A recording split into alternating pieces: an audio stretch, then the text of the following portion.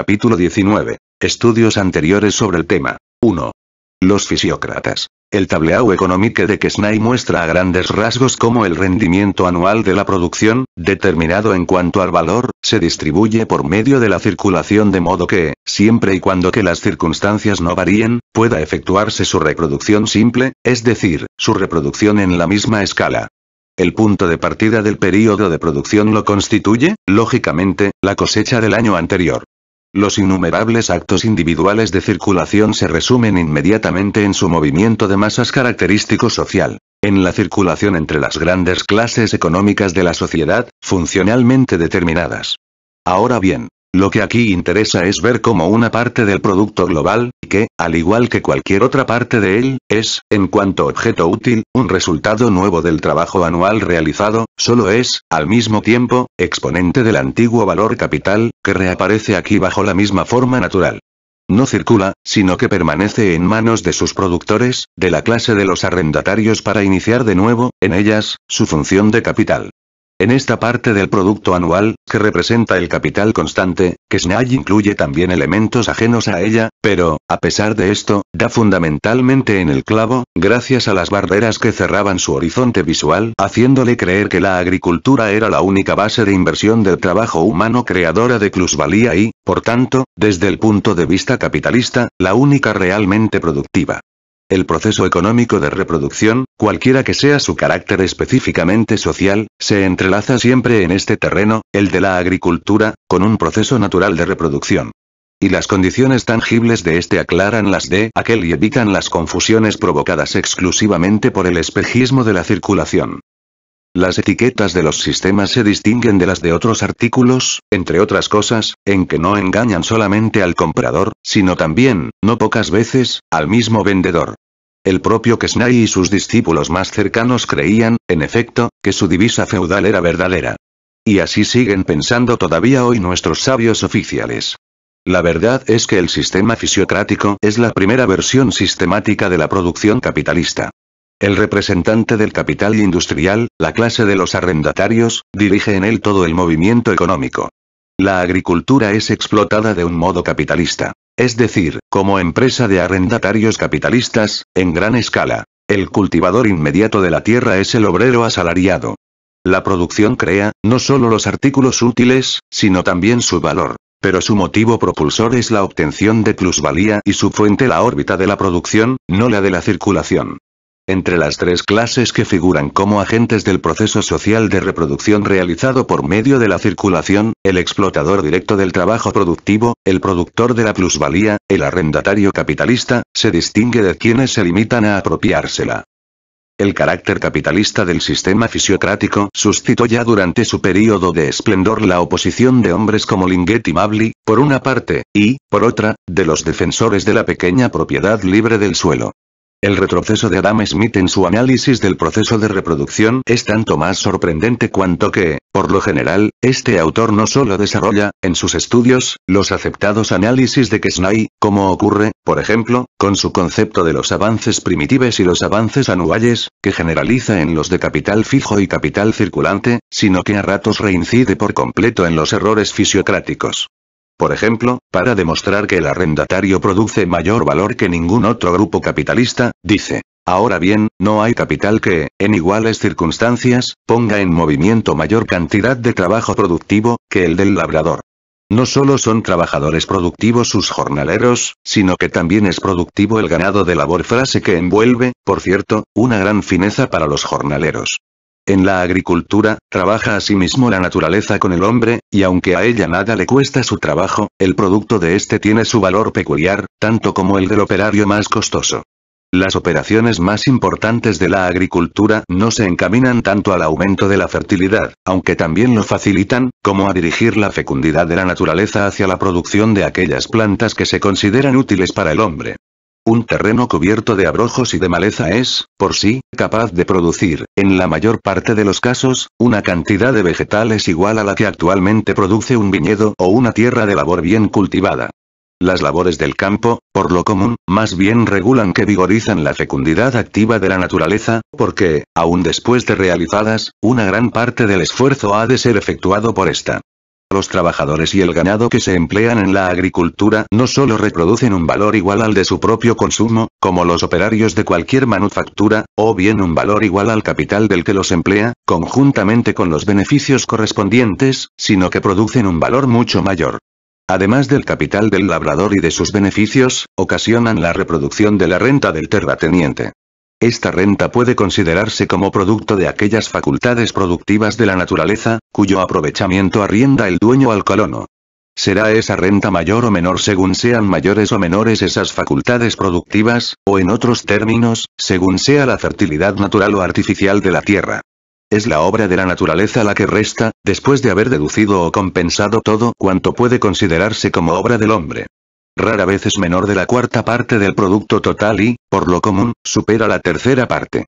No hay ninguna cantidad igual de trabajo productivo que, empleada en la manufactura, sea capaz de una eficiencia tan alta.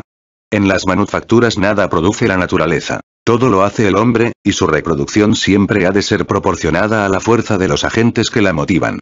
El capital que se emplea en la agricultura no solo moviliza mayor cantidad de trabajo productivo que igual capital empleado en las manufacturas, sino que, aun atendida la proporción del trabajo productivo que emplea, agrega mucho más valor al producto anual de la tierra y del trabajo del país y, por lo tanto, a la riqueza y al ingreso de sus habitantes. Libro 2, Capitán 5, pp. 328-9. Dice Adam Smith, Libro 2, Capitán 1. El valor de las semillas hay que considerarlo, en realidad, como si fuera capital fijo. Por tanto, aquí capital igual valor capital. Existe en forma fija. Aunque la semilla va y viene del campo al granero, no cambia de dueño y, por eso, no se puede decir justamente que circula. La ganancia del labrador no consiste en vender la semilla, sino en acrecentarla. P. 254. La estrechez de visión, aquí, no está en que Smith, como había hecho Jack Snay, no considera la reaparición del valor del capital constante como un factor importante del proceso de reproducción, sino simplemente como un ejemplo más, y además falso, para ilustrar su diferencia entre capital fijo y capital circulante.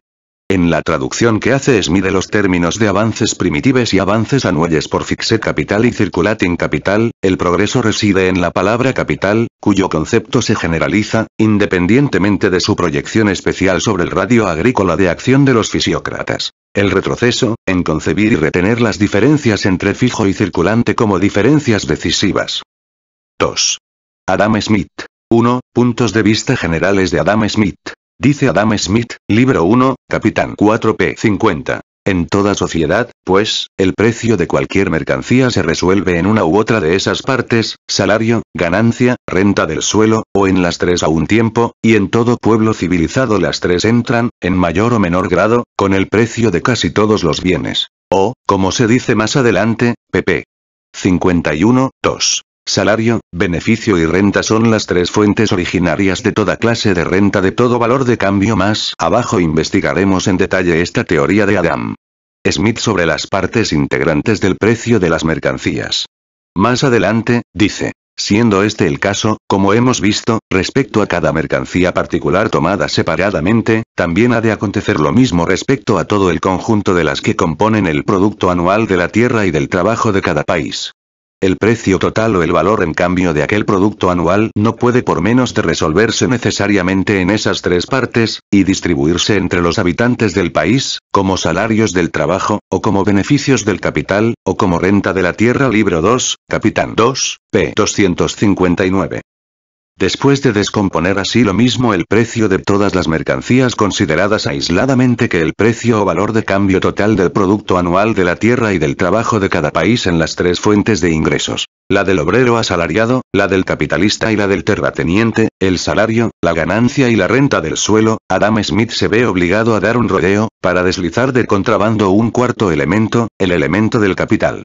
Para ello se vale de la distinción entre la renta bruta y la renta neta. El ingreso bruto de todos los habitantes de un gran país comprende todo el producto anual de sus tierras y de su trabajo. La renta neta lo que les queda libre después de deducir los gastos para mantener, en primer lugar, su capital fijo, y en segundo lugar, el circulante, o sea aquello que, sin aminorar el capital, puede reservarse para el consumo inmediato, o gastarse en subsistencias, cosas convenientes y recreo.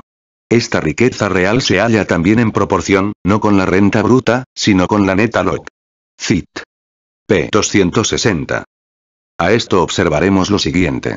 Primero, A. Smith solo habla aquí expresamente de la reproducción simple, sin referirse a la reproducción en escala ampliada o acumulación. Y habla solamente de los gastos destinados al sostenimiento, maintaining, del capital en funciones. El ingreso neto equivale a la parte del producto anual, sea de la sociedad o del capitalista individual que puede destinarse al fondo de consumo, pero sin que el volumen de este fondo pueda mermar el capital en activo, en Croat-Chupón capital. Por consiguiente, hay una parte de valor del producto, tanto del individual como del social, que no entra en el salario ni en la ganancia ni en la renta del suelo, sino en el capital. Segundo, A. Smith huye de su propia teoría por medio de un juego de palabras, de la distinción entre gross y net revenue, entre ingreso bruto e ingreso neto. El capitalista individual, al igual que la clase capitalista en conjunto, o lo que se llama la nación, recibe en vez del capital consumido en la producción un producto mercancía, cuyo valor, representable en partes proporcionales de este mismo producto, repone, de una parte, el valor capital invertido, creando, por tanto, un ingreso y además, literalmente, una renta revenue de revenue, participio pasivo de revenir, retornar, pero nota bene, renta de capital o ingreso de capital. De otro lado, las partes integrantes de valor que se distribuyen entre los diversos habitantes del país como salario de su trabajo, como ganancia de su capital o como renta de su propiedad de la tierra, es lo que en el lenguaje corriente se engloba bajo el nombre de rentas. Es decir, que el valor de todo el producto, ya sea para el capitalista individual o para todo el país, arroja siempre un ingreso para alguien. De una parte, un ingreso para el capital. De otra, rentas distintas de él. Por consiguiente, lo que se había eliminado al analizar el valor de la mercancía en sus partes integrantes, se cuela ahora por un portillo, y volvemos a encontrarnos con el doble sentido de la palabra renta. Ahora bien, solo es posible recibir las partes integrantes del valor del producto que ya existiesen en él. Para poder recibir como renta capital, es necesario desembolsar previamente capital. Continúa diciendo A. Smith. El nivel más bajo del beneficio ordinario ha de ser por lo menos algo más que suficiente para compensar las pérdidas ocasionales a que se expone cualquier colocación de capital. Y es únicamente ese remanente lo que se puede considerar como beneficio neto o puro que capitalista llama ganancia a los desembolsos necesarios del capital. El llamado beneficio bruto no solo suele comprender ese remanente, sino la parte que se retiene para compensar tales pérdidas extraordinarias. Libro 1 Capitán 9, p. 101. Pero, esto no quiere decir sino que una parte de la plusvalía, considerada como parte de la ganancia bruta, debe destinarse a formar un fondo de seguros para la producción. Este fondo se crea con una parte del trabajo sobrante, que en este sentido produce directamente capital, es decir, el fondo destinado a la reproducción. Por lo que se refiere a los desembolsos para el sostenimiento del capital fijo, etc. Véase el pasaje citado más arriba, la reposición del capital fijo consumido por otro nuevo no constituye una nueva inversión de capital, sino que es, simplemente, la renovación del antiguo valor capital bajo una forma nueva. Y en cuanto a la reparación del capital fijo, que A. Smith incluye también entre los gastos del sostenimiento, forma parte del precio del capital desembolsado. El hecho de que el capitalista, en vez de invertirlo de una vez, pueda irlo desembolsando gradualmente y a medida que la necesidad lo exija, durante el funcionamiento del capital y a costa de las ganancias ya conseguidas, no hace cambiar para nada la fuente de esta ganancia. La parte integrante del valor de la que emana, prueba únicamente que el obrero rinde trabajo sobrante para alimentar aquel fondo de seguros y este fondo de reparaciones. A continuación, A. Smith nos dice que de la renta neta, es decir, de la renta en sentido específico, hay que excluir todo el capital fijo, y además toda la parte del capital circulante necesaria para el sostenimiento y la reparación del capital fijo, así como para su renovación. Es decir, en realidad todo el capital que no reviste una forma natural destinada al fondo de consumo. Los gastos que son necesarios para conservar el capital fijo deben excluirse evidentemente de la renta neta de la sociedad.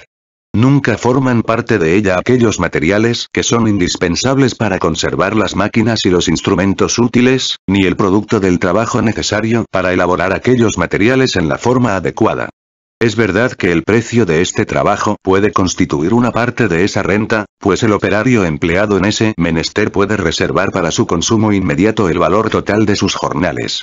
Pero en otras especies de trabajo tanto el precio, es decir, el salario abonado por este trabajo como su producto en que este trabajo se materializa van a parar a ese fondo. a saber, el precio al fondo del obrero, y el producto al de otras gentes, cuyo alimento, comodidades y distracciones aumentan con el trabajo de aquellos operarios. Libro 2, Capitán 2, p. 260. A. Smith tropieza aquí con la importantísima distinción existente entre los obreros que trabajan en la producción de medios de producción y los que trabajan en la producción directa de medios de consumo. El valor del producto mercancía de los primeros encierra una parte integrante igual a la suma de los salarios, es decir, al valor de la parte de capital invertida en la compra de fuerza de trabajo. Esta parte de valor existe físicamente como una determinada parte alícuota de los medios de producción producidos por estos obreros. El dinero con que se pagan sus salarios constituye, para ellos, una renta, pero su trabajo no crea productos que sean consumibles, ni para ellos mismos ni para otros. Por tanto, estos productos no entran de por sí en la parte del producto anual destinado a alimentar el fondo social de consumo en el que está llamada a realizarse toda renta neta.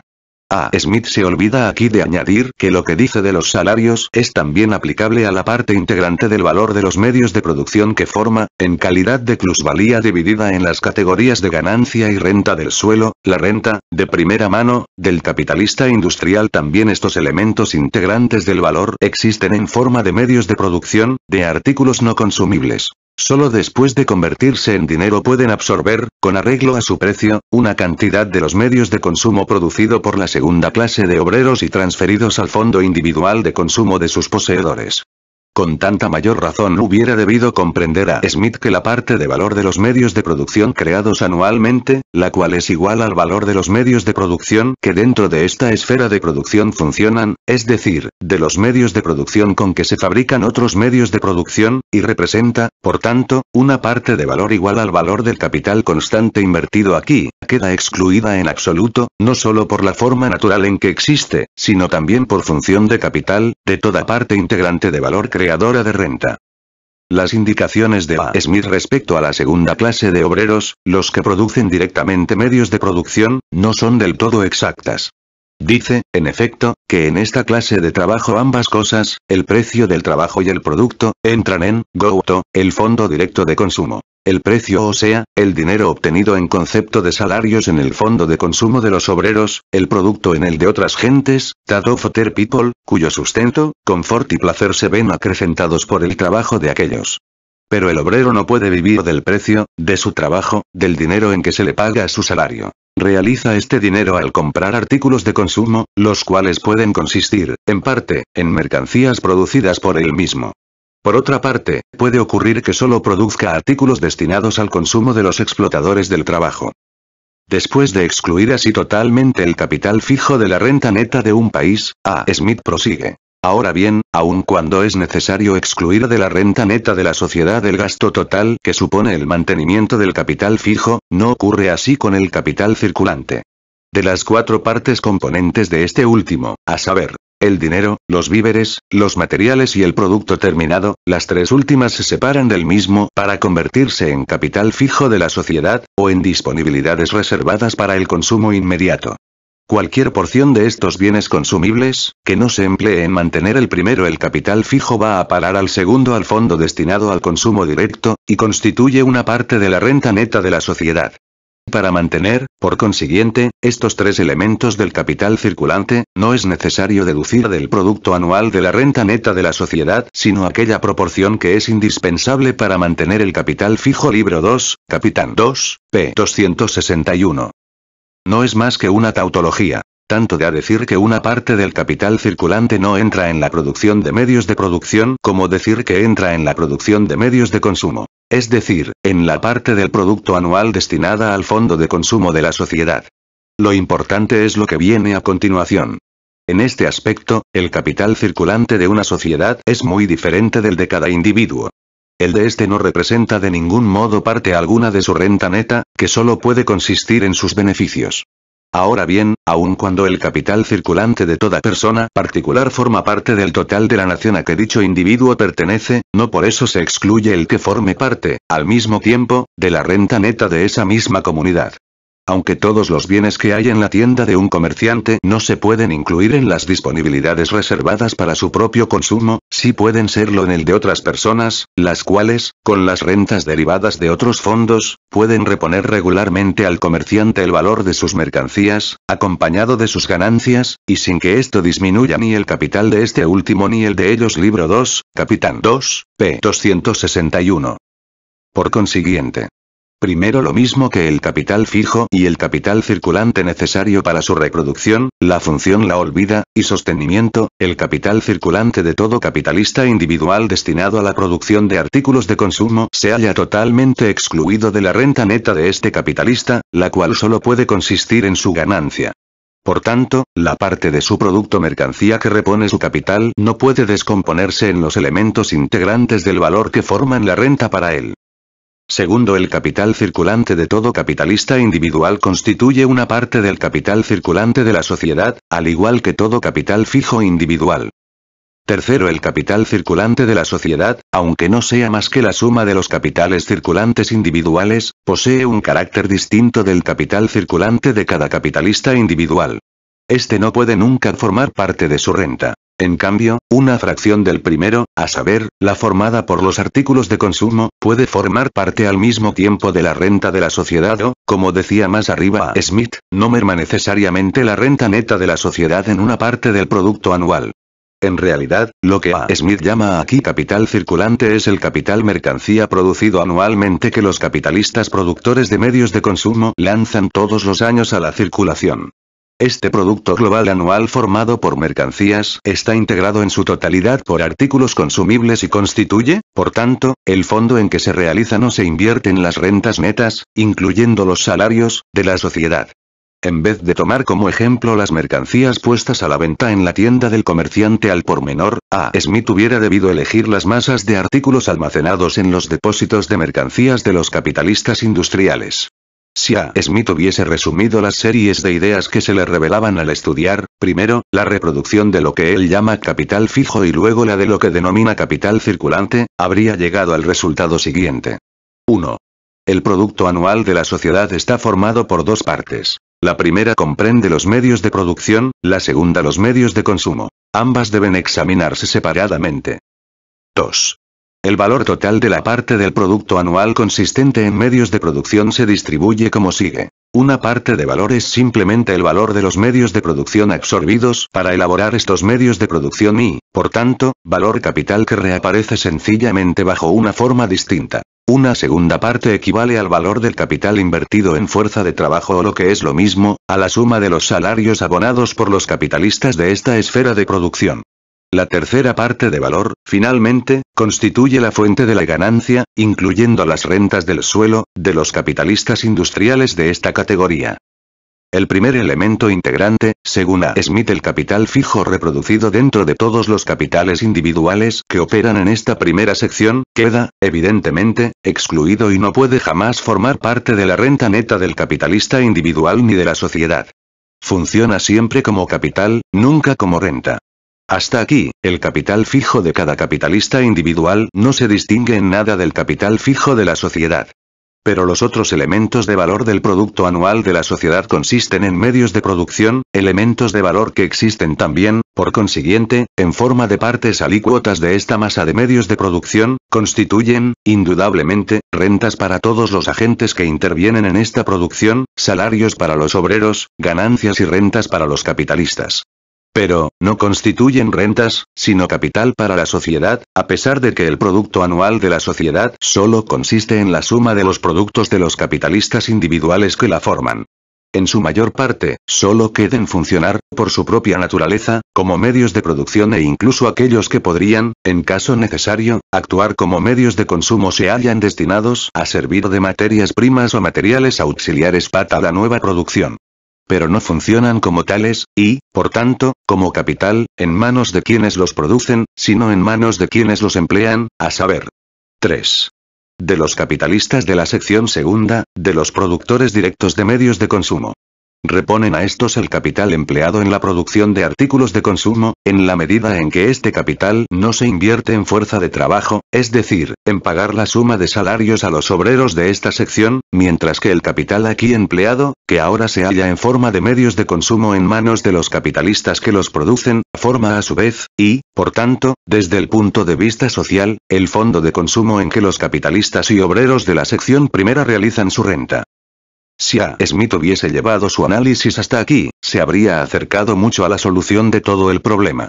Y, en el fondo, estaba en camino de conseguirlo, puesto que ya había observado que determinadas partes de valor de una categoría de capitales, mercancías, la de los medios de producción, que forman el producto total anual de la sociedad, aun constituyendo renta para los obreros y capitalistas individuales dedicados a su producción, no forman, sin embargo, parte integrante de la renta de la sociedad, mientras que una parte de valor de la otra categoría, la de los medios de consumo, constituye valor capital para quienes se los apropian individualmente, para los capitalistas que actúan en esta esfera de inversión, pero solamente una parte de la renta social. Pero, de lo que va expuesto se desprende, por lo menos, lo que sigue. Primero, aunque el capital social solo sea igual a la suma de los capitales individuales y, por tanto, el producto mercancías anual, o capital mercancías, igual a la suma de los productos mercancías de estos capitales individuales. Aunque, por tanto, el análisis del valor mercancías en sus elementos integrantes aplicable a todo capital, mercancías individual debiera ser aplicable también, como en última instancia lo es, en efecto, al de toda la sociedad, la forma en que uno y otro se presentan en el proceso social de producción visto en conjunto es distinta. Segundo, incluso en el plano de la reproducción simple, nos encontramos, no solo con la producción de salarios, capital variable, y plusvalía, sino también con la producción directa de nuevo capital constante, aunque la jornada de trabajo esté formada solamente por dos partes. Una, en que el obrero repone el capital variable, produce en realidad un equivalente de lo que se le paga por su fuerza de trabajo, y otra, en que produce plusvalía, ganancia, renta, etc. En efecto, el trabajo diario empleado para reproducir los medios de producción, cuyo valor se descompone en salarios y plusvalía, se realiza en nuevos medios de producción que reponen el capital constante invertido en producir medios de consumo. Donde se tropieza con las dificultades más importantes, la mayor parte de las cuales han quedado ya resueltas en las páginas anteriores, no es al estudiar la acumulación, sino al estudiar la reproducción simple. Por eso, tanto A. Smith, libro 2, como, antes de él, Quesnay, Tableau Economique, parten de la reproducción simple, cuando se trata de estudiar los movimientos del producto anual de la sociedad y su reproducción por medio de la circulación. 2. ¿Cómo descompone A. Smith el valor de cambio en V más P? El dogma de A. Smith según el cual el precio o valor de cambio, exchangeable value, de cada mercancía, y también, por tanto, de todas las mercancías que en conjunto forman el producto anual de la sociedad, que él supone, con razón, sujeta en todas partes al régimen capitalista, se compone de tres partes integrantes, component parts, o se descompone en, resolves itself into, el salario, la ganancia y la renta, puede reducirse a la tesis de que el valor de la mercancía igual V más P. Es decir, igual al valor del capital variable desembolsado más la plusvalía. Y al reducir así la ganancia y la renta a una unidad común, que llamamos P, lo hacemos respaldados expresamente por el propio A. Smith, como lo demuestran las citas transcritas a continuación, en las que prescindimos, por el momento, de todos los puntos accesorios, de cuanto pueda significar una desviación real o aparente del dogma según el cual el valor de las mercancías está formado exclusivamente por los elementos que llamamos V más P. En la manufactura, el valor que el trabajador añade a los materiales se resuelve en dos partes, una de ellas paga el salario de los obreros, y la otra las ganancias del empresario, sobre el fondo entero de materiales y salarios que adelanta libro 1, capitán 6, p. 48.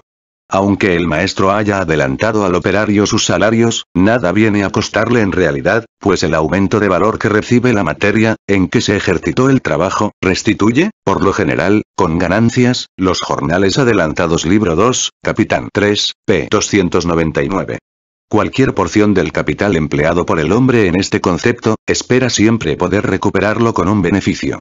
Lo emplea, por consiguiente, en sostener manos productivas solamente, y después de haberle servido a él al patrono como capital, constituye un ingreso para aquellos los obreros, libro 2, capitán 3, p. 301. En el capítulo que acabamos de citar, A. Smith dice expresamente, El total producto anual de la tierra y del trabajo de un país se divide naturalmente en dos partes. Una de ellas, y por regla general la mayor, se destina a reponer el capital, o a renovar las provisiones, materiales y la obra acabada, la otra pasa a constituir un cierto ingreso del propietario del capital, como beneficio correspondiente a él, o de otra persona, en forma de renta de la tierra p. 301. Solamente una parte del capital, como nos dijo más arriba Smith, crea renta para todos al mismo tiempo, a saber, la que se invierte en comprar trabajo productivo. Esta, el capital, variable, realiza primeramente en manos del patrono y para él la función de capital y luego crea una renta para el mismo obrero productivo. El capitalista convierte una parte de su capital en fuerza de trabajo y, con ello mismo, en capital variable. Esta transformación es precisamente la que permite que todo su capital y no solo una parte de él funcione como capital industrial. El obrero, el vendedor de la fuerza de trabajo, obtiene, en forma de salario, el valor de la misma. En sus manos, la fuerza de trabajo no es más que una mercancía puesta en venta, la mercancía de cuya venta vive y que constituye, por tanto, su única fuente de ingresos. Solo en manos de su comprador, del capitalista, puede la fuerza de trabajo funcionar como capital variable, y el capitalista solo adelanta aparentemente el precio pagado por dicha mercancía, pues en realidad el obrero le ha suministrado previamente su valor. Después de exponer, como vemos, que el valor del producto, en la manufactura, igual V más P, donde P igual ganancia del capitalista, A. Smith nos dice que en la agricultura los obreros, además de reproducir un valor igual al de su propio consumo, o bien un valor igual al capital variable del que los emplea, conjuntamente con los beneficios correspondientes además del capital del labrador y de sus beneficios, ocasionan la reproducción de la renta del terrateniente libro 2, capitán 5, p. 328. El hecho de que la renta pase a manos del terrateniente es de todo punto indiferente para el problema que aquí nos ocupa. Para poder pasar a sus manos, tiene que encontrarse en manos del arrendatario, es decir, del capitalista industrial. Tiene necesariamente que constituir un elemento integrante del valor del producto, antes de poder convertirse en renta para nadie. Por tanto, el propio A. Smith concibe la renta y la ganancia como simples partes integrantes de la plusvalía, que el obrero productivo reproduce constantemente a la par que su propio salario, es decir, a la par que el valor del capital variable. Renta y ganancia son, por consiguiente, dos partes de la plusvalía P, por cuya razón el precio de todas las mercancías, según A. Smith, se descompone en V más P. El dogma según el cual el precio de todas las mercancías, y también, por tanto, del total de las mercancías producto anual de la sociedad, se descompone en el salario, más la ganancia, más la renta del suelo adopta, incluso en la parte esotérica que cruza de un extremo a otro la obra de A. Smith, la forma de que el valor, de toda mercancía y también, por tanto, del total de las mercancías producto anual de la sociedad, igual V más P, igual valor capital invertido en fuerza de trabajo y constantemente reproducido por el obrero más la plusvalía que los obreros le añaden con su trabajo.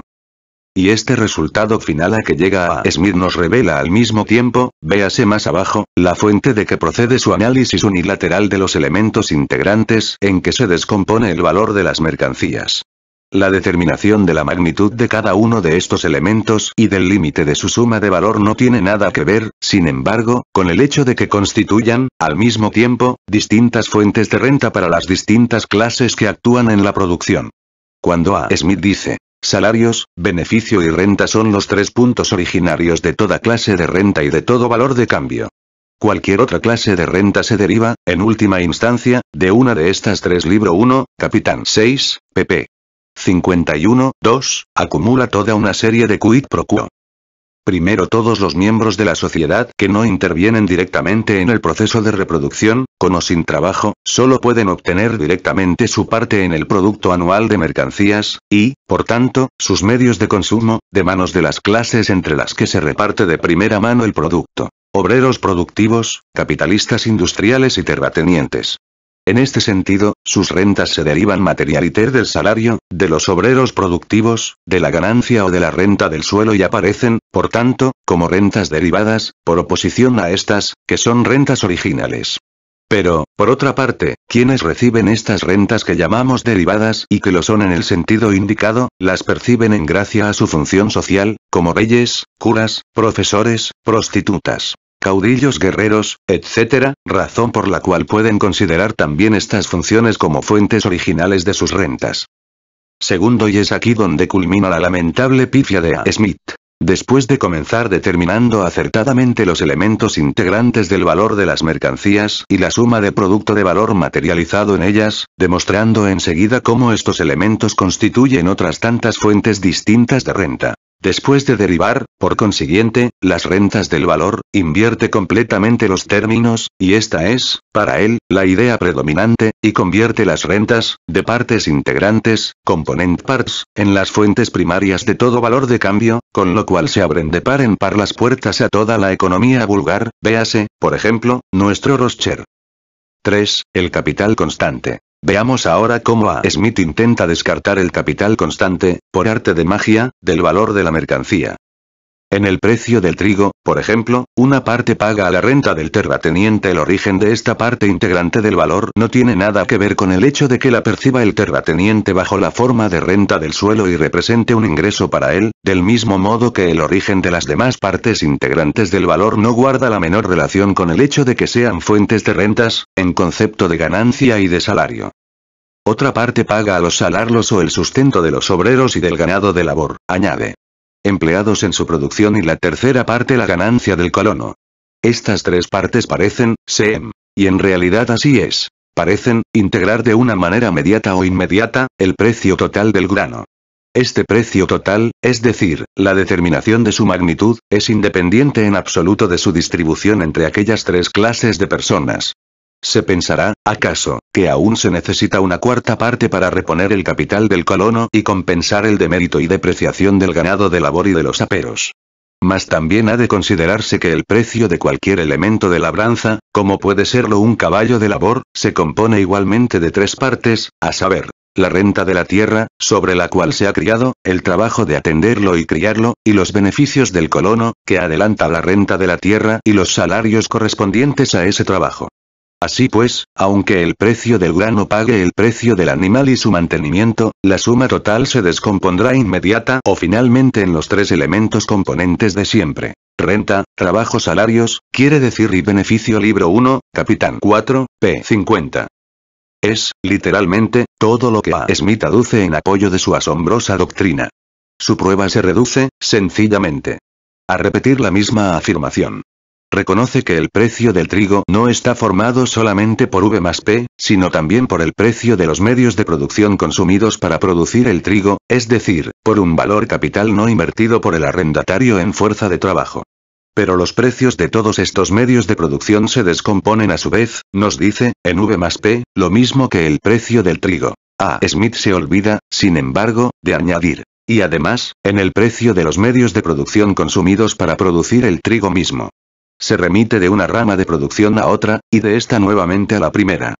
Para que la afirmación de que el precio de las mercancías en su conjunto se descompone directamente o en última instancia ultimately, en V más P no fuese un vano subterfugio, tendría que demostrarnos que los productos mercancías cuyo precio se descompone directamente en C, precio de los medios de producción absorbidos, más V más P resultan compensados en último resultado por los productos mercancías que aquellos medios de producción consumidos reponen en toda su extensión y que, a su vez, se producen mediante la simple inversión de capital variable, o sea, de capital invertido en la fuerza de trabajo.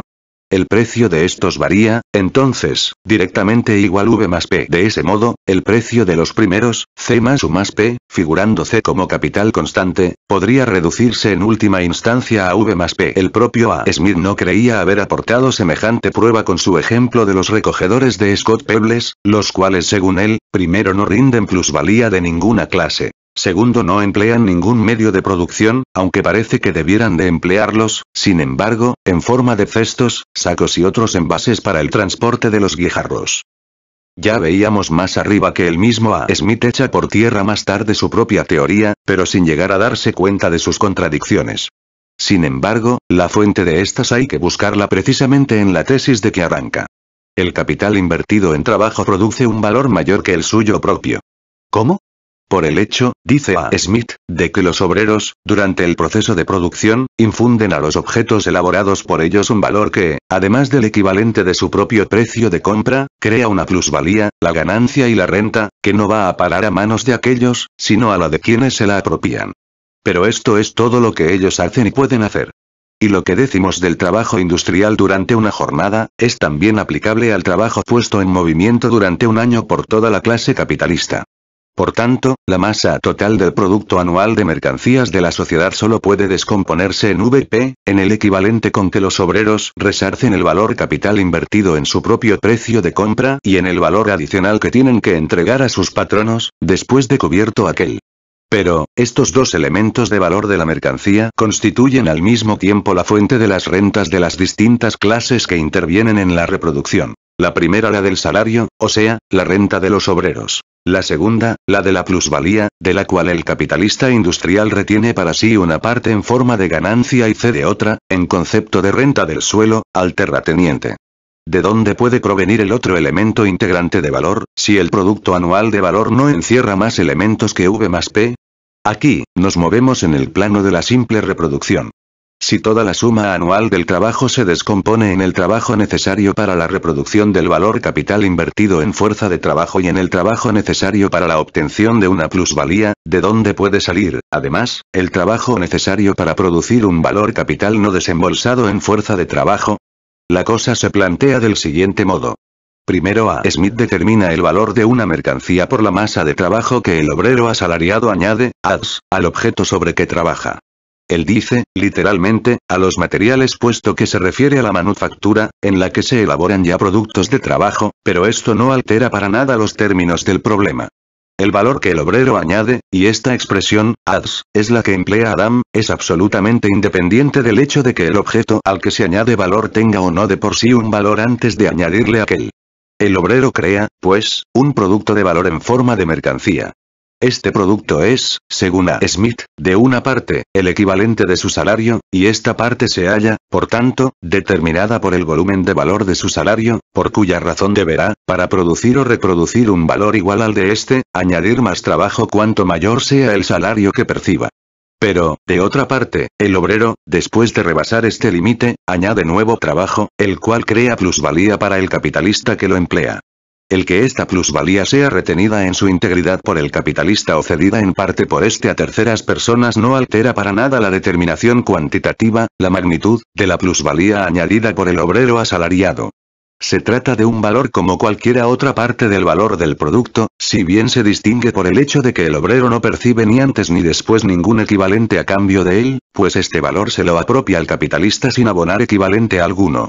El valor total de la mercancía se determina por la cantidad de trabajo que el obrero invierte en su producción. Una parte de este valor total se determina por el hecho de ser igual al valor del salario, de ser el equivalente de este. La segunda parte, la plusvalía, se determina, por tanto, necesariamente, por ser igual al valor total del producto menos la parte de valor de este que constituye el equivalente de salario. Es decir, igual al remanente del producto de valor creado en la elaboración de la mercancía, después de cubrir la parte de valor contenida en ella y que representa el equivalente del salario. Segundo, y lo que decimos de la mercancía producida en una rama industrial determinada por cada obrero en particular, puede aplicarse al producto anual de todas las ramas industriales en conjunto. Lo que decimos del trabajo diario de un obrero productivo individual, es también aplicable al trabajo anual desarrollado por la clase obrera productiva en su totalidad. Este trabajo plasma expresión de Smith, en el producto anual un valor global determinado por la cantidad del trabajo anual invertido, valor global que se descompone en una parte, determinada por la fracción del trabajo anual con que la clase obrera crea un equivalente de su salario, crea en realidad este salario mismo, y otra parte, determinada por el trabajo anual adicional con que el obrero crea una plusvalía para la clase capitalista. Por tanto, el producto de valor anual contenido en el producto anual está formado exclusivamente por dos elementos. El equivalente del salario anual percibido por la clase obrera y la plusvalía anual suministrada a la clase capitalista. El salario anual forma la renta de la clase obrera y la suma anual de la plusvalía la renta de la clase capitalista. Ambas representan, por tanto, y este punto de vista es exacto cuando lo que se expone es la reproducción simple, partes alícuotas relativas del fondo anual de consumo y se realizan dentro de él. No queda, pues, margen para el capital constante, para la reproducción del capital invertido en medios de producción. y que las partes del valor de las mercancías que funcionan como renta coinciden en su totalidad con el producto anual del trabajo destinado al Fondo Social de Consumo, lo dice A. Smith expresamente en la introducción a su obra. El objeto de estos primeros 4 libros consiste en explicar en qué consiste el ingreso regular del conjunto de los moradores de un país o cuál ha sido la naturaleza de aquellos fondos que han venido a satisfacer su consumo anual. P. 6. Y ya en el primer párrafo de la introducción, nos dice: el trabajo anual de cada nación es el fondo que en principio la provee de todas las cosas necesarias y convenientes para la vida, y que anualmente consume el país.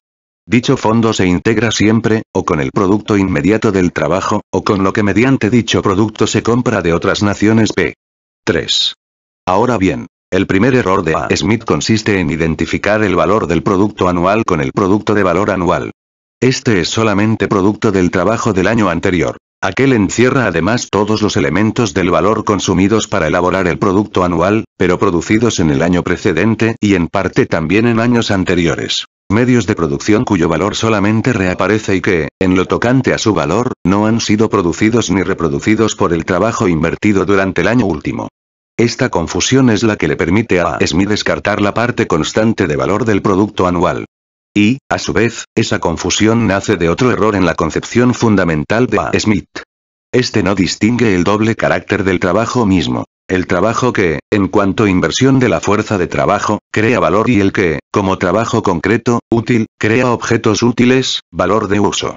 La suma global de las mercancías producidas anualmente, es decir, el producto total anual, es producto del trabajo útil desarrollado durante el año anterior. Si todas esas mercancías existen, es simplemente, por el hecho de que el trabajo socialmente invertido se desplegó con arreglo a un sistema muy complejo de modalidades de trabajo útil. Gracias a ello, se conserva dentro de su valor total el valor de los medios de producción consumidos para producir todas aquellas mercancías, aunque reaparezca bajo una forma natural distinta.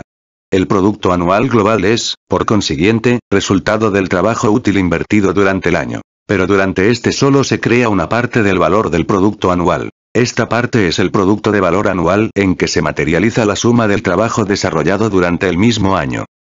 Por tanto, cuando A. Smith dice en el citado pasaje, que el trabajo anual de cada nación es el fondo que en principio la provee, de todas las cosas necesarias, y que anualmente consume el país, etc., adopta unilateralmente el punto de vista del trabajo simplemente útil, que es, sin duda, el que crea todos estos medios de vida en su forma consumible. Pero, olvida que esto habría sido imposible sin contar con los medios y objetos de trabajo transmitidos por años anteriores y que, por tanto, el trabajo anual, aunque cree valor, no crea en modo alguno el valor íntegro del producto por él suministrado. Que el producto del valor es inferior al valor del producto. Si no se le puede reprochar a Smith el que en este análisis no vaya más allá que todos los autores posteriores a él, a pesar de que en los fisiócratas se mostraba ya un atisbo de solución acertada, en cambio, vemos cómo se deja arrastrar a un caos, principalmente porque su concepción esotérica del valor de la mercancía se entrecruza constantemente con la concepción exotérica, que en general, es la que predomina en él, si bien su instinto científico hace que el punto de vista esotérico se trasluzca de vez en cuando. 4. El capital y la renta en A. Smith. La parte de valor de toda mercancía, y también, por tanto, la del producto anual, que solo constituye un equivalente del salario, es igual al capital adelantado en salarios por el capitalista, es decir, igual a la parte variable del capital total adelantado por él. Esta parte del capital adelantado la rescata el capitalista con una parte integrante del valor que los obreros asalariados crean en la mercancía por ellos suministrada.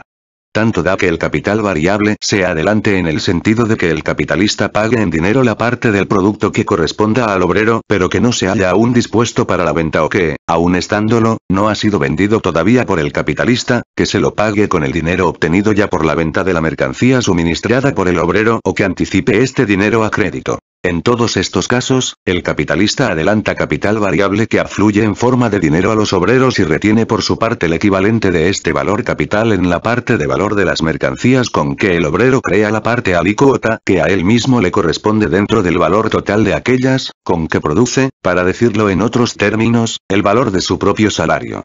En vez de entregarle esta parte de valor bajo la forma natural de su propio producto, el capitalista se lo paga en dinero.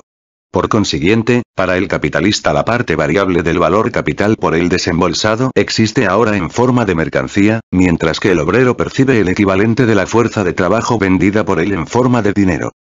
Por tanto, mientras que la parte del capital invertida por el capitalista en capital variable, mediante la compra de la fuerza de trabajo, funciona dentro del propio proceso de producción como fuerza de trabajo en activo y gracias a la acción de aquella fuerza es producido de nuevo, es decir, reproducido como nuevo valor en forma de mercancías, traduciéndose, por consiguiente, en una reproducción, o lo que es lo mismo, en una nueva producción del valor capital desembolsado, el obrero invierte el valor, o sea, el precio de su fuerza de trabajo vendida en medios de vida, en medios de reproducción de esta fuerza de trabajo.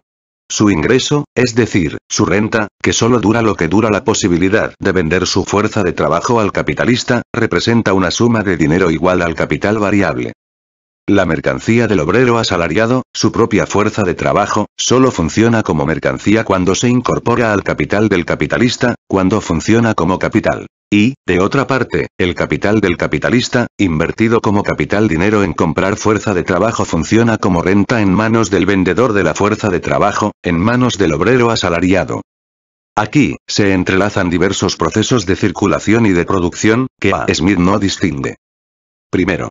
Actos pertenecientes al proceso de circulación. El obrero vende su mercancía, la fuerza de trabajo, al capitalista. El dinero con que éste la compra es para él dinero invertido en producir valor, es decir, capital dinero. No es dinero gastado, sino adelantado. Tal es el sentido real del concepto de adelanto Borchus, el avance de los fisiócratas, siendo de todo punto indiferente de dónde tome el dinero el mismo capitalista. Para el capitalista constituye adelanto todo valor desembolsado con vistas al proceso de producción, ya sea previamente o post festum. Es al propio proceso de producción a quien lo adelanta. El fenómeno que aquí se da es el que se da en toda venta de mercancías. El vendedor se desprende de un valor de uso, aquí, de la fuerza de trabajo, y obtiene su valor, realiza su precio, en dinero. El comprador se desprende de su dinero y obtiene a cambio la mercancía, que aquí es la fuerza de trabajo. Segundo. En el proceso de producción, la fuerza de trabajo comprada constituye ahora una parte del capital en funciones y el propio obrero actúa aquí simplemente como una forma natural específica de este capital, distinta de los elementos del mismo existentes bajo la forma natural de medios de producción. Durante el proceso de producción, el obrero, prescindiendo de la plusvalía, añade a los medios de producción convertidos por él en producto, mediante la inversión de su fuerza de trabajo, un valor igual al de esta. Reproduce, por tanto, para el capitalista, en forma de mercancías, la parte de su capital que éste le adelanta o tiene que adelantarle como salario. Le produce un equivalente de este. Produce, por consiguiente, para el capitalista, el capital que éste puede adelantar de nuevo para la compra de fuerza de trabajo. Tercero. Al venderse la mercancía, una parte de su precio de venta resarce al capitalista, por tanto, el capital variable adelantado por él y, por consiguiente, le pone en condiciones de comprar nuevamente fuerza de trabajo, al mismo tiempo que permite al obrero vendérsela de nuevo. En todas las compras y ventas de mercancías, si nos fijamos solamente en estas transacciones, es de todo punto indiferente lo que pase, en manos del vendedor, con el dinero obtenido por su mercancía y en manos del comprador con los artículos de uso comprados por él. Asimismo es de todo punto indiferente, fijándonos solamente en el proceso de circulación, el hecho de que la fuerza de trabajo comprada por el capitalista reproduzca para él el valor del capital y de que, de otra parte, el dinero conseguido como precio de compra de la fuerza de trabajo constituya la renta del obrero. La magnitud de valor del artículo comercial del obrero, que es su fuerza de trabajo, no resulta afectada ni por el hecho de que constituya una renta para él ni por el hecho de que el uso de su artículo comercial por el comprador reproduzca el valor del capital de este. El que el valor de la fuerza de trabajo, es decir, el precio adecuado de venta de esta mercancía, se halle determinado por la cantidad de trabajo necesaria para su reproducción y esta, a su vez, por la necesaria para producir los medios de vida indispensables del obrero, o sea, para el sustento de su vida, hace que el salario sea la renta de la que el obrero tiene que vivir. Es totalmente falso lo que A. Smith dice, p. 301, de que la porción del capital empleado, en sostener manos productivas, después de haberle servido al capitalista como capital, constituye un ingreso para los obreros. el dinero con que el capitalista paga a la fuerza de trabajo comprada por él le sirve como capital, pues le permite incorporar la fuerza de trabajo a los elementos reales de su capital, poniendo así a este en condiciones de funcionar como capital productivo. Distingamos. La fuerza de trabajo es mercancía, no capital, en manos del obrero y constituye una renta para él siempre y cuando que pueda repetir constantemente su venta. Después de vendida, en manos del capitalista, durante el propio proceso de producción, es cuando funciona como capital. Lo que aquí sirve dos veces es la fuerza de trabajo. Como mercancía que se vende por su valor, en manos del obrero, como fuerza productiva de valor y de valor de uso, en manos del capitalista que la compra. En cambio, el dinero que el obrero recibe del capitalista solo está en posesión de este valor antes de pagarlo. No es, pues, el dinero el que funciona dos veces, primero como capital variable en forma de dinero y luego como salario. Es la fuerza de trabajo la que asume dos funciones, primero la de mercancía, al ser vendida, cuando se estipula el salario que ha de pagarse, el dinero solo actúa como medida ideal de valor, sin que para ello necesite, ni mucho menos, hallarse en manos del capitalista, y luego en proceso de producción, donde actúa como capital, es decir, como elemento creador de valor de uso y de valor en manos del capitalista. Antes de que el capitalista pague su equivalente al obrero en forma de dinero, ya ella ha suministrado a aquel ese equivalente en forma de mercancía. Es, pues, el mismo obrero el que crea el fondo a costa del cual le paga el capitalista. Pero esto no es todo. El dinero que recibe el obrero es invertido por él en sostener su fuerza de trabajo y, por tanto, enfocando la clase capitalista y la clase obrera en su conjunto, para asegurar al capitalista el instrumento sin el cual no puede seguirlo siendo.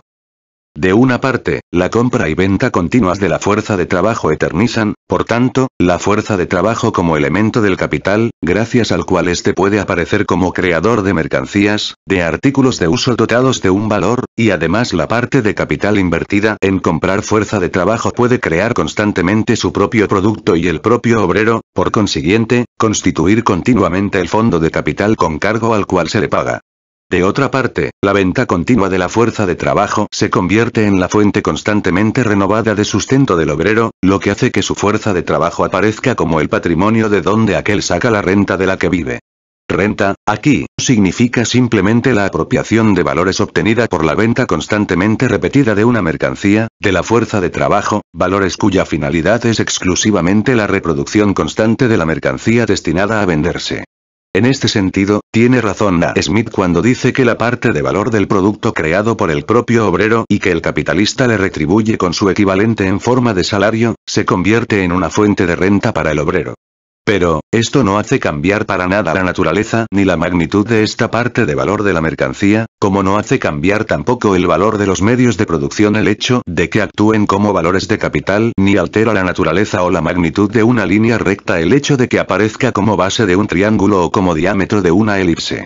El valor de la fuerza de trabajo se determina de por sí, exactamente lo mismo que el de aquellos medios de producción.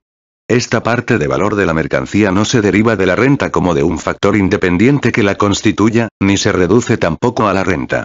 El que este valor nuevo constantemente reproducido por el obrero constituya una fuente de renta para este no quiere decir que su renta sea, a la inversa, parte integrante del nuevo valor producido por él. Es la magnitud de la parte alícuota del nuevo valor creado por él, que se le paga, la que determina el volumen de valor de su renta, y no al revés. El hecho de que esta parte del nuevo valor constituya una renta para él solo indica a qué se destina, el carácter de su aplicación, y nada tiene que ver con el modo como se forma, que es tan ajeno a aquel hecho como cualquier otra creación de valor. Si ingresó 10 taleros a la semana, este ingreso semanal no altera para nada ni la naturaleza de valor de los 10 taleros ni su magnitud de valor. El valor de la fuerza de trabajo, como el de toda mercancía, se determina por la cantidad de trabajo necesaria para su reproducción. El hecho de que esta cantidad de trabajo dependa del valor de los medios de vida necesarios para el sustento del obrero, siendo, por tanto, igual al trabajo necesario para la reproducción de sus propias condiciones de vida, es característico de esta mercancía, de la fuerza de trabajo, pero no más característico que el hecho de que el valor del ganado de carga se determine por el valor de los medios de vida necesarios para su sustento y, consiguientemente, por la masa del trabajo humano necesario para producirlos. Lo que causa en A. Smith todo este desaguisado es la categoría renta. Las diversas clases de rentas forman, según él, las component parts, las partes integrantes del nuevo valor de las mercancías producido anualmente, mientras que, por el contrario, las dos partes en que este valor de las mercancías se descompone para el capitalista, el equivalente de su capital variable adelantado en forma de dinero al comprar la fuerza de trabajo y la otra parte de valor que le pertenece también a él pero que no le ha costado nada, o sea la plusvalía, constituyen fuentes de rentas. El equivalente del capital variable se adelanta de nuevo al invertirse en fuerza de trabajo y, en este sentido, constituye una renta para el obrero bajo la forma del salario. La otra parte, la plusvalía, como no tiene que resarcirse ningún capital adelantado por el capitalista, puede ser invertida por este en medios de consumo necesarios y de lujo, puede ser gastada como renta, en vez de constituir valor capital de ninguna clase. Esta renta tiene como premisa el propio valor de las mercancías, y sus partes integrantes solo se distinguen, para el capitalista, en cuanto son, o bien el equivalente o el remanente sobre el valor del capital variable adelantado por él. Ambas consisten exclusivamente en fuerza de trabajo aplicada durante la producción de mercancías, puesta en acción como trabajo. Consisten en un gasto, no en un ingreso o en una renta. En un gasto de trabajo. Después de este quid pro quo, en que la renta se convierte en la fuente del valor de las mercancías y no este en fuente de renta, el valor de las mercancías se presenta como integrado por las diversas clases de rentas, las cuales aparecen como determinadas independientemente las unas de las otras, siendo el valor total de la mercancía la suma del volumen de valor de estas rentas. Ahora bien, ¿cómo se determina el valor de cada una de estas rentas que en conjunto forman el valor de las mercancías? En el salario, es posible hacerlo, ya que el salario constituye el valor de su mercancía, de la fuerza de trabajo, y este se determina, como el valor de cualquier otra mercancía, por el trabajo necesario para la reproducción de esta. Pero, ¿cómo se puede determinar la plusvalía, o mejor dicho, en A. Smith, sus dos formas, la ganancia y la renta del suelo? Al llegar aquí, todo se convierte en vacua charlatanería. A. Smith tan pronto presenta el salario y la plusvalía, o bien el salario y la ganancia, como las partes integrantes que forman el valor de las mercancías o el precio, y tan pronto, y a veces casi en la misma alentada, de cada una de estas rentas que en conjunto forman el valor de las mercancías. Lo que, a la inversa, quiere decir que el valor de la mercancía es la premisa de la que hay que partir y que diversas partes de este valor dado corresponden, bajo la forma de diversas rentas, a las diversas personas interesadas en el proceso de producción. Y esto no es idéntico, ni mucho menos, a la tesis de que el valor se haya formado por estas tres partes integrantes. Si determinamos la magnitud de tres líneas rectas distintas, cada una de por sí, y luego, partiendo de estas tres líneas como partes integrantes, trazamos una cuarta línea recta igual en magnitud a la suma de las tres, no es lo mismo, ni mucho menos, que si, partiendo de una línea recta dada, la dividimos con cualquier motivo, la descomponemos, para emplear el mismo término, en tres partes distintas. En el primer caso, la magnitud de la línea variará completamente al variar la magnitud de las tres líneas con cuya suma se forma. En el segundo caso, la magnitud de las tres líneas parciales se halla delimitada de antemano por el hecho de ser partes de una línea de determinada magnitud. Pero, en realidad, ateniéndonos a lo que se contiene de verdad en la exposición de A. Smith, a saber, que el nuevo valor que se encierra en el producto anual de mercancías de la sociedad, como en toda mercancía concreta o en el producto diario, semanal, etc., creado por el trabajo anual, es igual al valor del capital variable adelantado, y por tanto, a la parte de valor destinada a comprar de nuevo fuerza de trabajo, más la plusvalía que el capitalista puede realizar, dentro de la reproducción simple y siempre que no varíen las demás circunstancias, en medios para su consumo individual. Si nos atenemos asimismo al hecho de que A. Smith involucra el trabajo en cuanto fuente de valor, es decir, en cuanto inversión de fuerza de trabajo, y el trabajo en cuanto fuente de valor de uso, es decir, en cuanto aplicación de trabajo en forma útil, adecuada a un fin, toda esta concepción se resume en que el valor de toda mercancía es el producto del trabajo, y también, por tanto, el valor del producto del trabajo anual o el valor del producto anual de las mercancías de la sociedad. Pero, como todo trabajo se descompone en dos partes. Primero, tiempo de trabajo necesario, durante el cual el obrero no hace más que reproducir un equivalente del capital adelantado para comprar su fuerza de trabajo, y segundo, trabajo excedente, con el que produce un valor para el capitalista por el que éste no paga ningún equivalente, o, lo que es lo mismo, una plusvalía. Resultará que el valor de las mercancías tiene que reducirse siempre a estas dos partes, creando, por tanto, en último resultado, como salario la renta de la clase obrera y como plusvalía la de la clase capitalista. Y, en lo que se refiere al capital constante, o sea, al valor de los medios de producción empleados para producir el producto anual, si bien no puede decirse, fuera de la frase según la cual el capitalista se lo carga al comprador al venderle su mercancía, cómo entra este valor en el valor del nuevo producto, es evidente que, en último resultado, ultimately, puesto que los medios de producción son a su vez producto del trabajo, esta parte de valor solo puede estar formada también por dos partes. El equivalente del capital variable y la plusvalía. El que los valores de estos medios de producción actúen como valores de capital en manos de quienes los emplean no impide que originariamente, y además, si les seguimos concienzudamente la pista, en otras manos, aun cuando con anterioridad, pudieran descomponerse en los mismos valores y, por consiguiente, en dos fuentes distintas de rentas.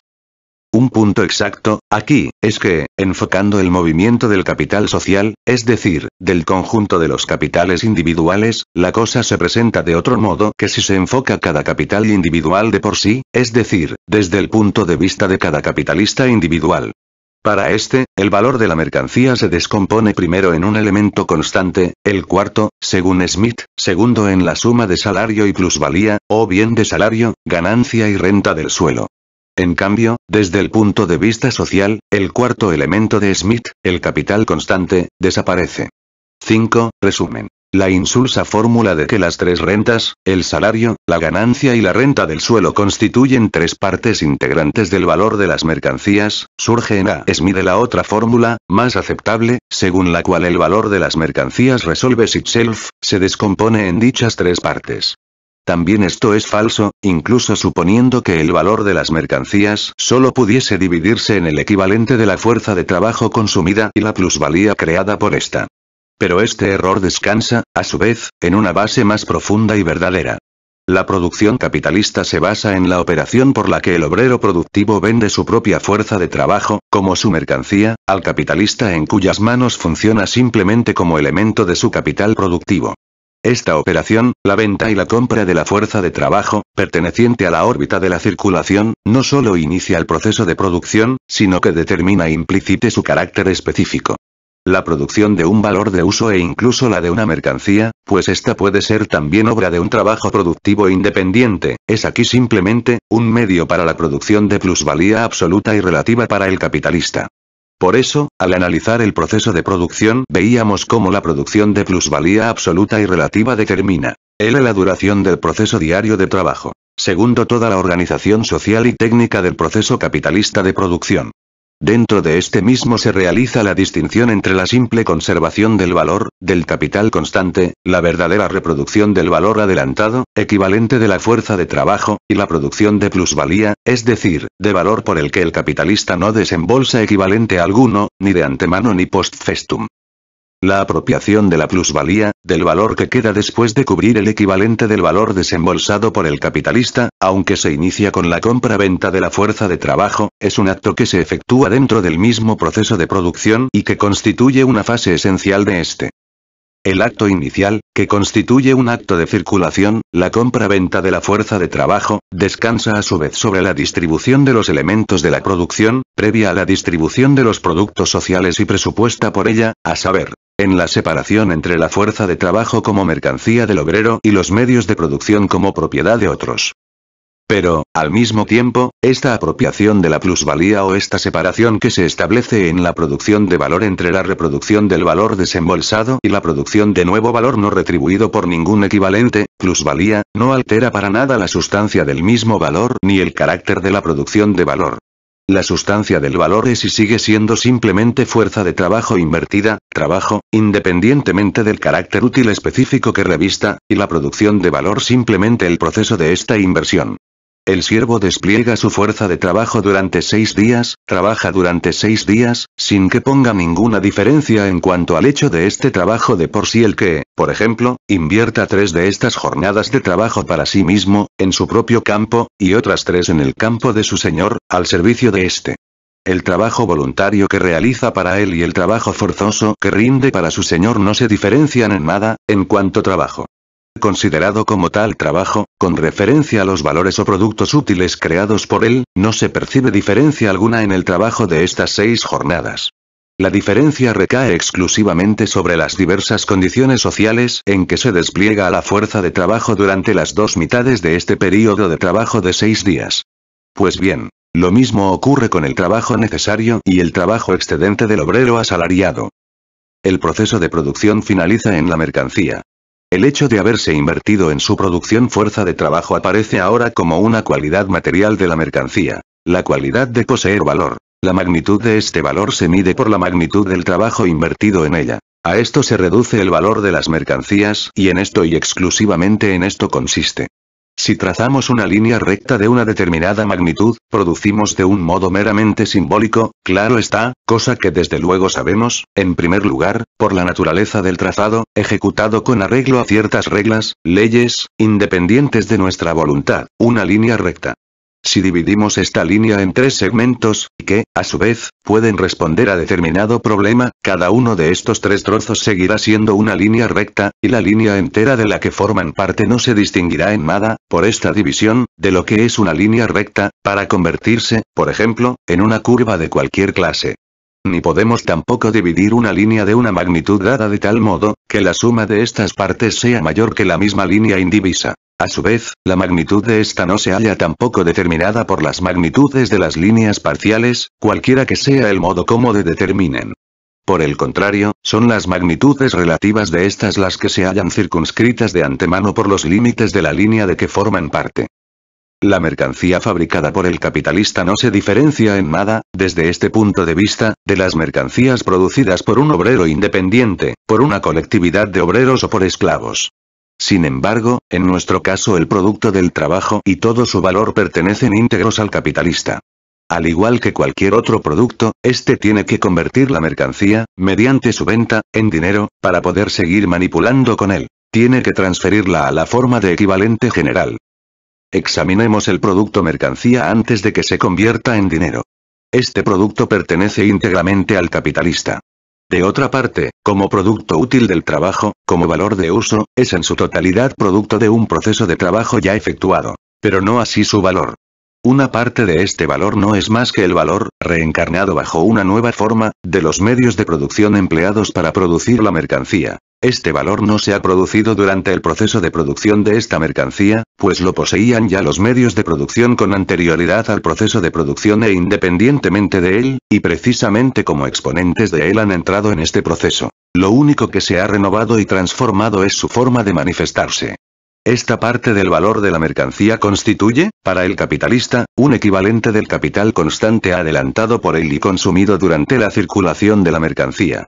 Antes, existía bajo la forma de medios de producción. Ahora, existe como parte integrante del valor de la nueva mercancía producida. Tan pronto como ésta se convierte en dinero, este valor que ahora existe bajo forma de dinero tiene que volver a convertirse en medios de producción, que adoptar su forma primitiva, determinada por el proceso de producción y por su función dentro de él. Pero, la función de capital que este valor desempeña no altera para nada el carácter de valor de una mercancía. Una segunda parte de valor de la mercancía es la que representa el valor de la fuerza de trabajo que el obrero asalariado vende al capitalista. Este valor se determina, como el de los medios de producción, independientemente del proceso de producción en que ha de ser absorbida la fuerza de trabajo y se fija en un acto de circulación, la compra-venta de la fuerza de trabajo, antes de que ésta entre en el proceso de producción. Por su función, la explicación de su fuerza de trabajo, el obrero asalariado produce un valor mercancía igual al valor que el capitalista tiene que pagarle por el uso de su fuerza de trabajo.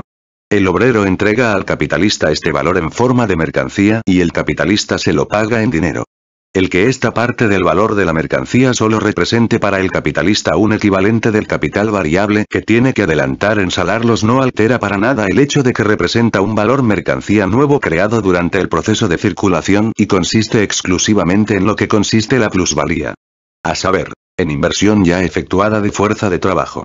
Y este hecho no resulta afectado tampoco para nada por la circunstancia de que el valor de la fuerza de trabajo que se paga al obrero en forma de salario revista para el obrero la forma de renta y de que, a través de esta, se reproduzca constantemente no solo la fuerza de trabajo, sino también la clase de obreros asalariados como tal, y con ella la base de toda la producción capitalista.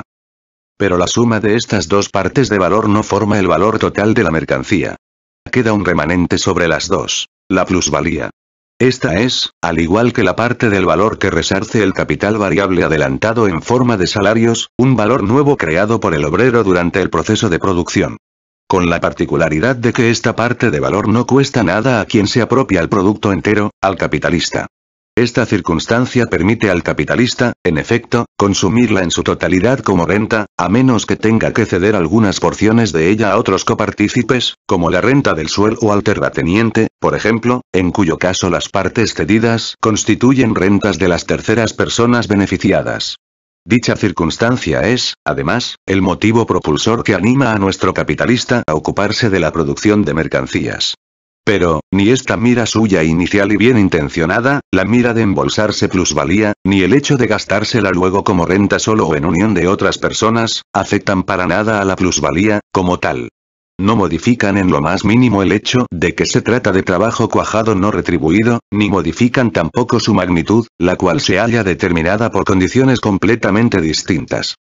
Ahora bien, si A. Smith quería ocuparse, como lo hace, ya al estudiar el valor de las mercancías, del papel que corresponde a sus diversas partes en el proceso total de la reproducción, era evidente que si algunas partes especiales funcionan como rentas otras funcionan constantemente también como capital, debiendo, por tanto, ser designadas a sí mismo, con arreglo a su lógica, como partes integrantes del valor de las mercancías o partes en que se descompone este valor.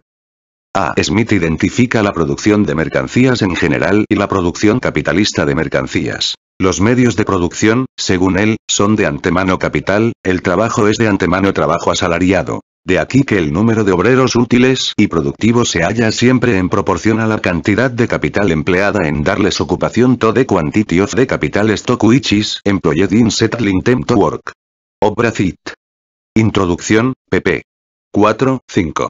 En una palabra, los diversos factores del proceso de trabajo, los materiales y los personales, aparecen en escena desde el primer momento, desempeñando los papeles propios del proceso capitalista de producción. Así se explica que el análisis del valor de la mercancía se haga coincidir directamente con el problema de saber en qué medida este valor crea, de una parte, un número equivalente del capital invertido y de otra parte un valor libre, que no resarce ningún valor capital desembolsado, una plusvalía. Las fracciones del valor de la mercancía, comparadas entre sí desde este punto de vista, se transforman de este modo, por debajo de cuerda, en partes integrantes de él con existencia propia, y finalmente en las fuentes de todo valor.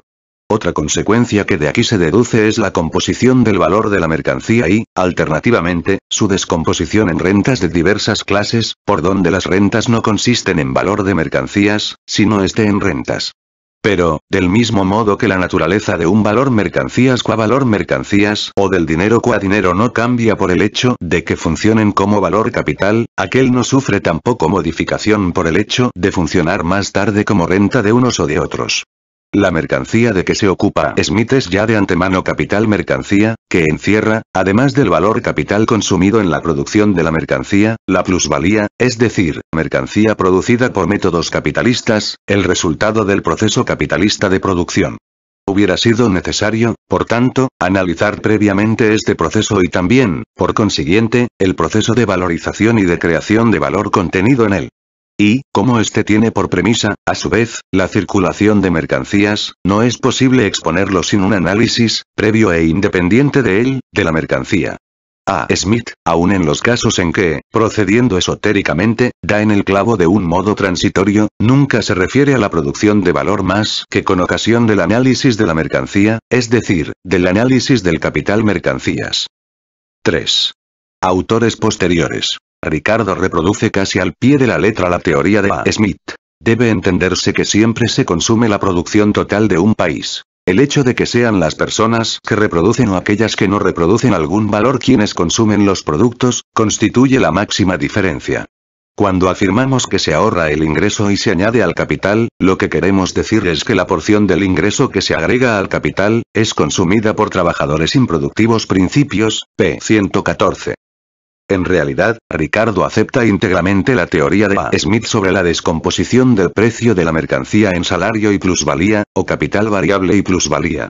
En lo que discute con él es, primero en lo referente a las partes integrantes de la plusvalía. Ricardo elimina la renta del suelo como elemento necesario de esta. Segundo, descompone el precio de la mercancía en estas partes integrantes.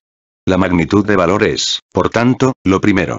La suma de las partes integrantes se presupone como magnitud dada. Se parte de ella, en vez de proceder a la inversa, como hace frecuentemente A. Smith, en contradicción con su propia visión profunda, estableciendo la magnitud de la mercancía post festum por adición de sus partes integrantes. Ramsay observa, en contra de Ricardo. Ricardo olvida que el producto no se distribuye en su totalidad entre el salario y la ganancia exclusivamente, sino que es necesario reservar también una parte para reponer el capital fijo. An Essay on the Distribution of Wealth, Edimburgo, 1836, p. 174.